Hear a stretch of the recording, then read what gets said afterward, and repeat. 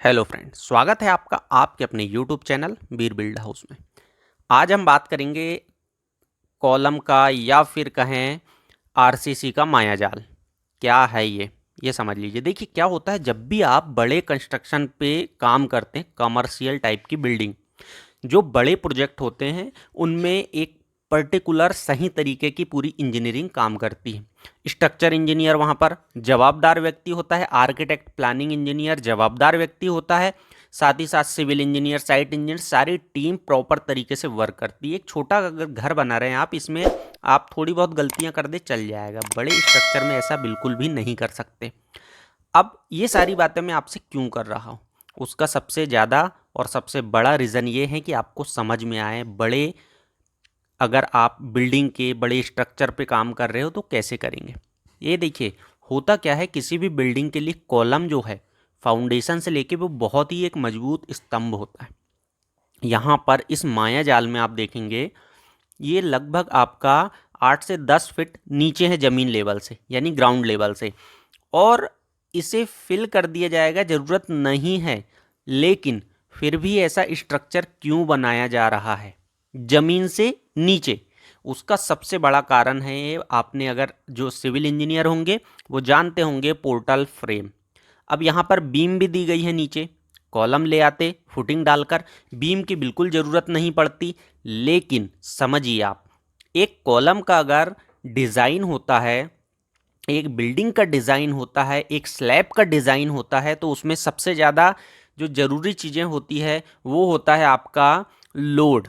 जैसे कि live load, floor finish load, water proofing का लोड आता है, आपका टेरेस फिनिश का लोड आता है, लोकेशन के अकॉर्डिंग आपकी जो कौन सी है उसके हिसाब से आपका विंड प्रेशर आता है, अर्थक्वेक लोड आता है, depth of foundation, below ground level क्या है आपका, वहाँ की टाइप ऑफ सॉइल, सॉइल की क्या कंडीशन है। इसके साथ साथ आपके सारे जो लोड हैं वॉल्स वगैरह के, ये सारे लोड कैलकुलेट करके ज़मीन पर आते हैं। अगर आपकी ब्लैक कॉटन सॉइल है तो ये बहुत मुश्किल हो जाता है कि आपका लोड बेयर करे, जब आपके कॉलम की दूरी ज़्यादा हो।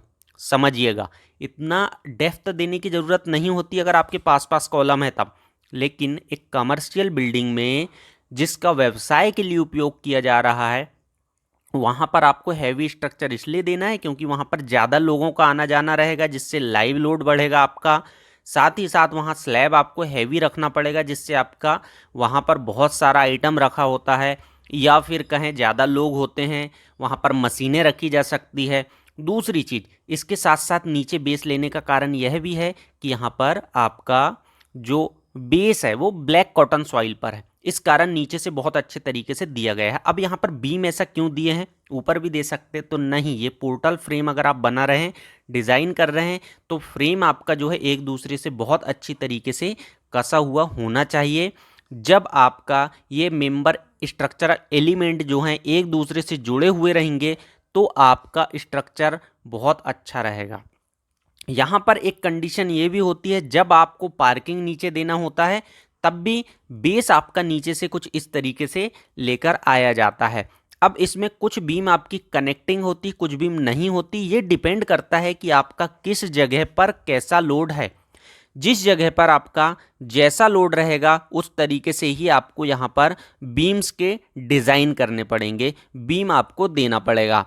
अब बीम पर भी अलग अलग तरीके के लोड एक्ट करते हैं, तो वो जैसे कि आपने पॉइंट लोड, यूडीएल, ये सारी चीज़ें पढ़े होंगे। अगर जो लोग नॉर्मल तरीके से देख रहे हैं तो वो ये समझ लीजिए कि ये सिर्फ फाउंडेशन का, कॉलम का, बीम का, स्ट्रक्चर का कसा हुआ भाग है जो एक दूसरे को इधर उधर नहीं होने देता और मजबूती प्रदान करता है। बहुत ही आसान शब्दों में आप समझ गए होंगे।